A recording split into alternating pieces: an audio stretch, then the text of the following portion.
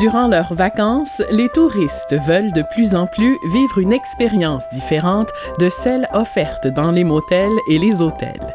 Cependant, ces mêmes touristes ne veulent pas nécessairement sacrifier leur confort et leur tranquillité d'esprit lors de leurs escapades dans la nature. C'est ainsi qu'a émergé la tendance du glamping, grâce à laquelle certaines entreprises tirent leur épingle du jeu en aménageant des sites de prêt-à-camper originaux. C'est ce qu'a fait la Corporation du Parc de Gros-Cap aux îles de la Madeleine en offrant à ses visiteurs 5 unités prêtes à camper en milieu naturel. Ici, au Parc de Gros-Cap, on offre un prêt-à-camper dans une architecture qui est traditionnelle aux îles de la Madeleine, donc la saline.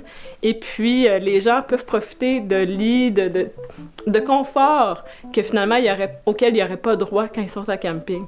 Donc, ils peuvent assister à la nature, aux événements de la nature, sans subir finalement les aléas de la nature. Ils peuvent dormir sur leurs 2 oreilles et manger, cuisiner au sec, ce qui est quand même un petit plus quand on fait du camping.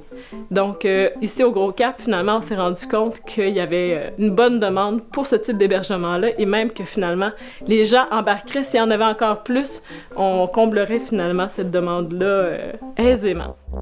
Un Québécois sur 5 a déjà fait l'expérience du prêt-à-camper et plus de 90% d'entre eux veulent répéter leur expérience. D'ailleurs, les campeurs québécois adoptent des comportements verts en camping et ils s'attendent à ce que les campings en fassent tout autant. Du côté de la Gaspésie, le glamping fait son émergence avec une offre grandissante de petits chalets prêts à camper. Les chalets du bout du monde proposent 8 chalets thématiques au bord de l'eau.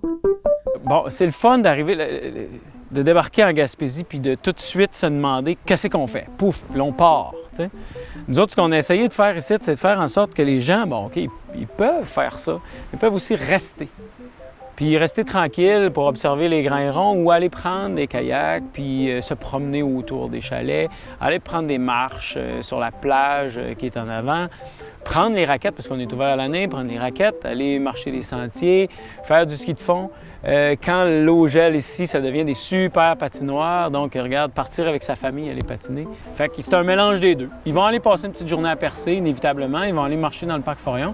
Mais ils vont aussi passer des belles journées tranquilles à la maison, à explorer l'environnement immédiat des chalets. Le glamping est une belle niche pour nos entreprises du secteur touristique. Pourquoi ne pas diversifier votre offre de camping ou d'activité en y ajoutant du prêt-à-camper? Cela vous permettrait à coup sûr de vous inscrire dans cette tendance et de répondre aux besoins d'un grand bassin de campeurs désirant vivre de nouvelles expériences d'hébergement en plein air.